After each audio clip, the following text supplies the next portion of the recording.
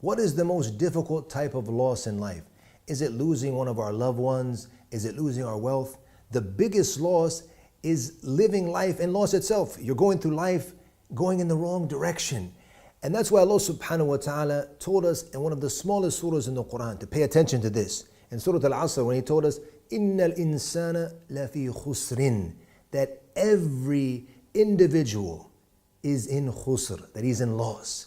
And what does this mean? So when we look at the Arabic and the Arabic grammar, inna is to put emphasis. Also the lam is also to put emphasis. And then khusr is nakira. And there's no exception to the rule. Every single human being is in loss. But then in the third verse, Allah said, illa. Now there's an exception to the rule.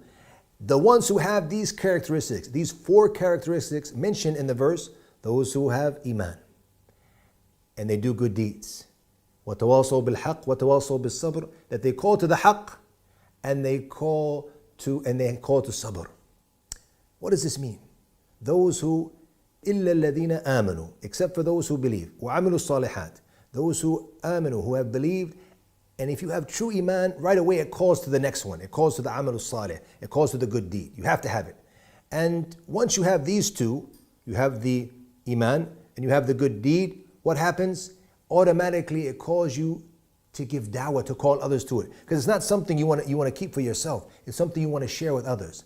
And if you're going to act upon your iman and you're going to call others to it, then you have to be ready that you're going to face some hardships. You have to have sabr.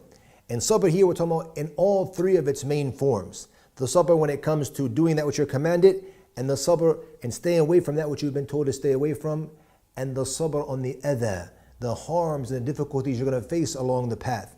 Imam Ibn al-Qayyim rahimahullah, he mentioned that even though it's one of the shortest surahs in the Quran, it's one of the most comprehensive when it comes to having all of the forms of good. And Imam al-Shafi'i rahimahullah, he said that if Allah only sent down this chapter to His creation as a form of guidance for them, it would be sufficient for them.